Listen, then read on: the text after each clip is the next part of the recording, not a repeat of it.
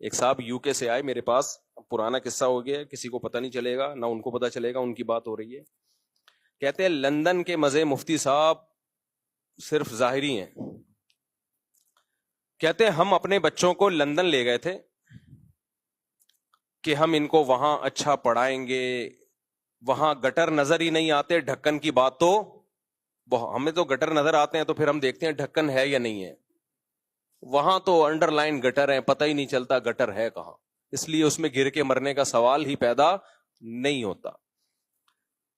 تو سڑکیں اور زبردست انوائرمنٹ، یہ خود اپنی کارگزاری مجھے سنا رہے ہیں. وہ کہہ رہے ہیں میں یہاں اپنے بچوں کو اچھا پال سکتا تھا. میں نے کہا اچھا نہیں، بہت اچھا. بچوں کو پالنے کے لیے کہاں لے کے جاؤ؟ لندن. بیوی کو بھی بچوں کو بھی. کتنا خرچہ کیا کہ اس ماحول میں اپنی وائف کو اور بچوں کو پالوں گا تاکہ لگے کوئی پڑھے لکھے لوگ ہیں. بیچارے ادھر ہی آئے تھے جب میں نے مرغیاں نہیں رکھی ہوئی تھی یہاں پہ. ہماری جو ہسٹری ہے نا وہ مرغیوں سے اٹیچ ہے. یہ اس دور کی بات ہے جب یہاں مرغیاں ہوا کرتی تھیں. یہ ایک درد دل ہے.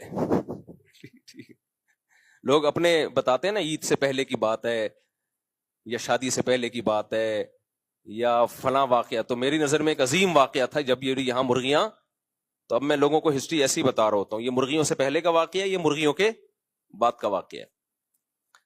تو یہ اس دور کی بات ہے جب یہاں مرغیاں ہوا کرتی تھیں. تو وہ آئے مجھے کہنے لگے مفتی صاحب اتنا خرچ کیا میں نے بیوی پہ بچوں پہ اور وہاں لے جا کے ان کو سیٹل کیا، لیکن وہ ذرا ضرورت سے زیادہ ماڈرن ہو گئے. اور اب میں جب ریٹائر ہوا ہوں تو میری 2% کی حیثیت میرے گھر میں بولو نہیں، کیونکہ تربیت تو ہے نہیں.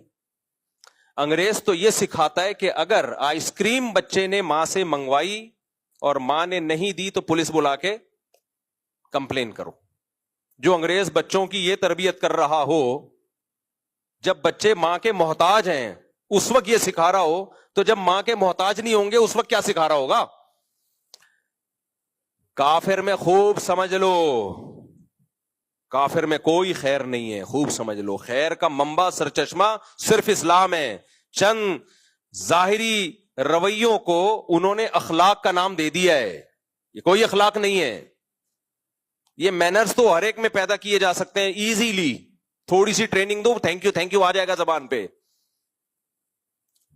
قربانی دینا دوسروں کے لیے، مال اور جان قربان کرنا اپنی ماں کے لیے، اپنے باپ کے لیے، اپنے رشتوں کے لیے، یہ اس سوسائٹی کو اس کی ہوا بھی نہیں لگی ہے.